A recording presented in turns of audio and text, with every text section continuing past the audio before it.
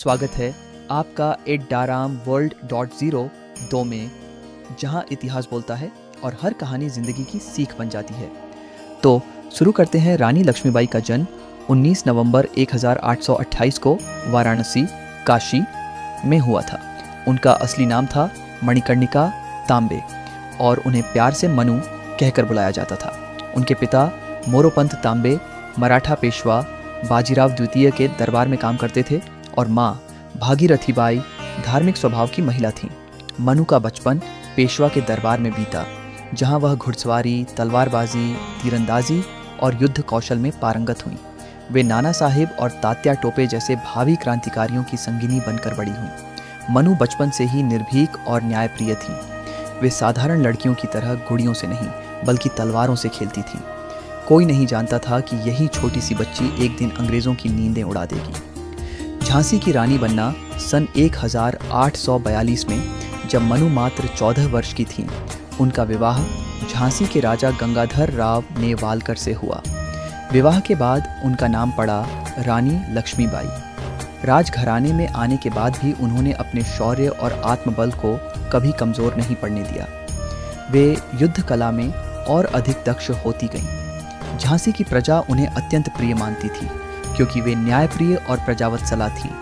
सन 1551 में उनके एक पुत्र का जन्म हुआ, लेकिन दुर्भाग्यवश वह कुछ महीनों बाद ही चल बसा। फिर उन्होंने एक बालक आनंद राव को गोद लिया और उसका नाम रखा दामोदर राव। परंतु राजा गंगाधर राव भी 1853 में बीमार होकर चल बसे। डॉक्ट्रिन ऑफ लैप्स और झांसी हड़पने की साजिश ब्रिटिश ईस्ट इंडिया कंपनी ने लैप्स की नीति डॉक्ट्रिन ऑफ लैप्स के तहत झांसी को कब्जाने की योजना बनाई। लॉर्ड डलहौजी ने यह कहकर झांसी को ब्रिटिश साम्राज्य में मिलाने का आदेश दिया कि रानी का दत्तक पुत्र वारिस नहीं माना जाएगा। लेकिन रानी लक्ष्मीबाई ने दो टूक शब्दों में कह दिया, मैं अपनी झांसी नहीं दूंगी।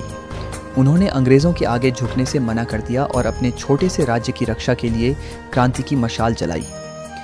1857 की क्रांति और झांसी का युद्ध 1857 का साल भारतीय इतिहास में प्रथम स्वतंत्रता संग्राम के रूप में दर्ज है। कानपुर, मेरठ, दिल्ली और झांसी जैसे कई इलाकों में अंग्रेजी सत्ता के खिलाफ बगावत शुरू हो गई। रानी लक्ष्मीबाई ने भी इस आंदोलन का नेतृत्व किया। उन्होंने झांसी को एक किले में तब्दील कर दिया, महिलाओं और युवाओं को युद्ध प्रशिक्षण देना शुरू किया। उनके सेनापति गुलाम गौस खान, झलकारी बाई, सुंदरमुखी, खुदा बख्श और तात्या टोपे जैसे महान योद्धा उनके साथ खड़े हो गए। अंग्रेज सेनापति ह्यूरोज ने झांसी पर हमला कर दिया।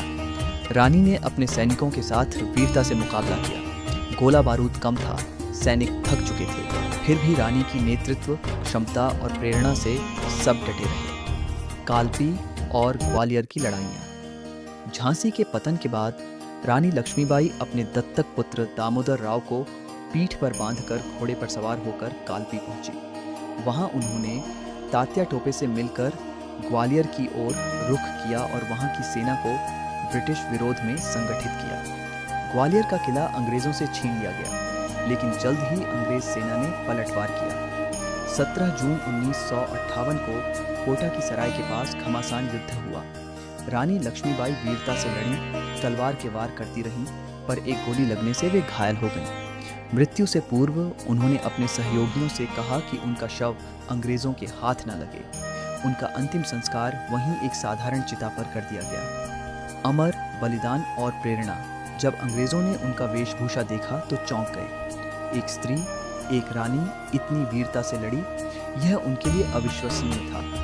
अंग्रेजों ने भी उनकी बहादुरी को सलाम किया। रानी लक्ष्मीबाई महानतम योद्धाओं में से एक थी जिनसे हमने कभी युद्ध किया। झांसी की रानी, एक अमर प्रतीक रानी लक्ष्मीबाई मात्र 29 वर्ष की उम्र में बलिदान हो गई, लेकिन उनका नाम भारतवासियों के दिलों में अमर हो गया। उन्होंने यह सिद्ध कर दिया कि नारी केवल कोमल नहीं होती, वह सशक्त भी होती है, राष्ट्र के लिए जी सकती है और मर सकती है। उनकी कहानी आज भी गीतों, कविताओं, फिल्मों और किताबों में जीवित है। हर बच्चा ये कविता गाता है, खूब लड़ी मर्दानी, वो तो झांसी वाली रानी थी। अगर आपको वीडियो पसंद आया तो उसे सब्सक्राइब जरूर करें।